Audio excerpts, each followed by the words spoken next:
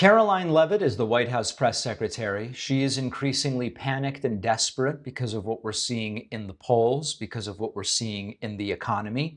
And she went on Fox News last night and delivered one of the most desperate sales pitches that we've seen, and it was rough. It's sort of like desperate to sell a product everybody knows doesn't work. Leavitt made the claim that the trade deals are all moving along in a positive and productive direction. Everything's great. And now things are going to be extra good because Trump is putting new tariffs on the film industry. We talked about this on yesterday's bonus show. It makes no sense whatsoever. Intuitively, it makes no sense. Here's what she had to say to try to defend yet another disastrous idea. The trade deals are continuing to move along in a positive and productive direction. The Secretary of Treasury, Secretary of Commerce, the President himself continue to be engaged on this every single day, keeping in mind the American worker and reshoring jobs here at home. You had a new announcement from the President yesterday, tariffs on the film industry. We're going to make Hollywood great again, and it's just one of the many great proposals the President has had to make our country boom again and to bring jobs back here to home. All right, our White House briefing with Karoline Leavitt. Karoline, always good to have you. Thank you. So let's break this down.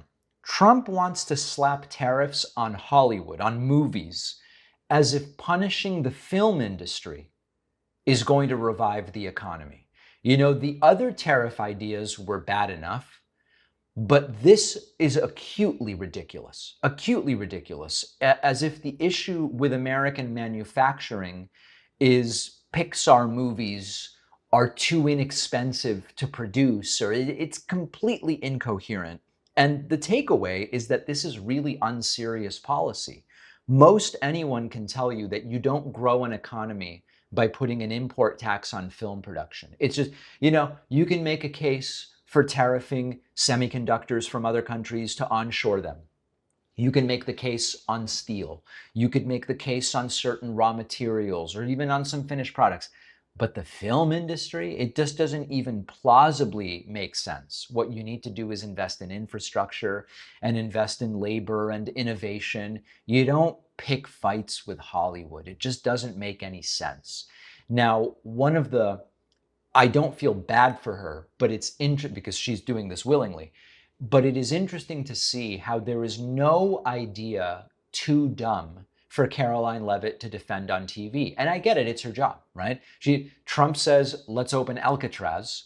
She's not going to go on TV and go, it's a terrible idea. But hearing her defend it is what's very interesting. And the topic of reopening Alcatraz came up. We talked about this on the bonus show yesterday, talked about it at the top of today's show. Here is Karoline Leavitt explaining why this makes such great sense. Great to see you, Sean. Thank you so much. And this is a phenomenal idea by President Trump that will be executed upon. In fact, I can confirm for you that the White House has already administered calls with the Bureau of Prisons, our counterparts at the Department of Justice, and our counterparts at the Department of Interior, because Alcatraz is now run by the National Park Service, and we know our great Secretary of Interior, Doug Burgum, is in charge of that. So the Bureau of Prisons has already confirmed that they are assessing next steps to reopen this notorious prison. And the reason for it is because President Trump is leaving no stone unturned to restore law and order to our country and to make it very clear to criminals, repeat offenders, not just illegal immigrant criminals, but also American citizens who have refused to comply with our nation's laws. If you have been repeatedly breaking the law, if you are in and out of prison, that is ending under this administration. President Trump's team is going to enforce our laws and prosecute you to the fullest extent of the law. So we are absolutely looking into this, assessing next steps, and it's a part of the president's big picture law and order agenda, which is obviously working, especially when you look at the illegal border crossings at our southern border. The border is secure, mass deportations are underway, and law and order is back in America thanks to President Trump. So this is not a plan. This is a movie plot. Alcatraz has been closed for like 60 or 70 years. It's a historic landmark on an island in the middle of the San Francisco Bay. I visited multiple times. The only staff there is sort of like park staff. It's a monument. It's a park at this point in time. There's no prison staff, obviously, because it's not a prison. There's no infrastructure. There's really no reason to revive it, especially when the federal prison population is actually down 25% and existing facilities have excess capacity. You have empty space at existing prisons, not on islands, that don't require boats to get to.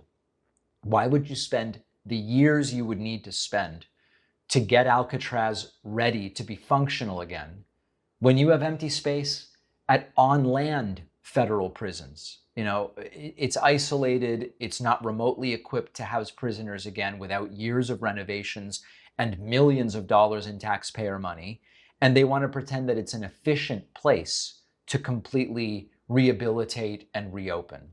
Even if you don't care about humane conditions for inmates, think of the logistics for guards and staff. If you visited Alcatraz, you know that guards and staff used to live on the island.